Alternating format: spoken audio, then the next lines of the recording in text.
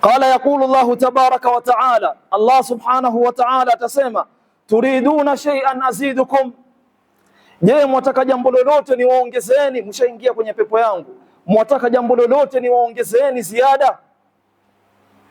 Watu watakuwa ni wenye kumwambia Allah subhanahu wa ta'ala, ya rabbi alam tubayyid wujuhana, Allah subhanahu wa ta'ala, kwani haujazifanya nyuso zetu kwamba ni nyeupe leo katika siku yetu kama hii? Allah subhanahu wa ta'ala aliposema katika Qur'an, wa amma alladhina biyaddat wujuhuhum fa fi rahmatillahi hum fiha khalidun, ama wale ambao kwamba nyuso zao zitakuwa ni nyeupe, wao wako katika rahma ya Allah subhanahu wa ta'ala, nao ni pepo ya Allah subhanahu wa ta'ala. Hum fiha khalidun, wao katika pepo ya Allah subhanahu wa ta'ala watakaa humo milele.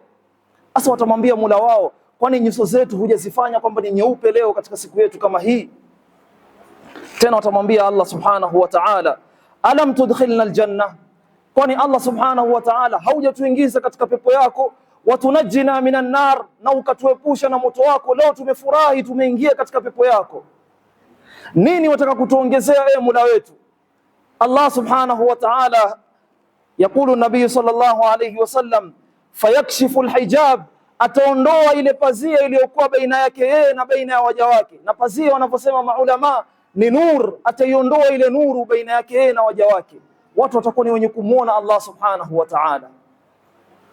Mtume sallallahu alayhi wasallam yasema, fama u'tu shay'an ahabba ilayhim min an-nadhari ila rabbihim jalla wa ala, hawakupatiwa jambo ambalo kwamba ni bora na lenye kupendeza katika nafsi zao kuliko kule kumwangalia Mola wao Allah subhanahu wa ta'ala. Yani yule tuliokuwa tukimwabudu miaka yote, tuliokuwa tukinyenyekea kwa ajili yake, anapotuamrisha tunafanya yale makatazo yote ambayo kwamba alituamrisha kwa kadri tulivyoweza tulikatazika nayo.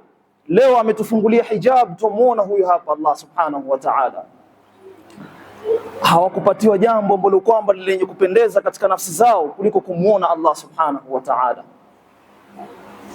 Hizi zote jamani ni thawabu za kuishi maisha mema katika haya maisha ya ulimwengu, kufuata tu maamrisho ya Allah subhanahu wa ta'ala, na faida yake ni nyingi.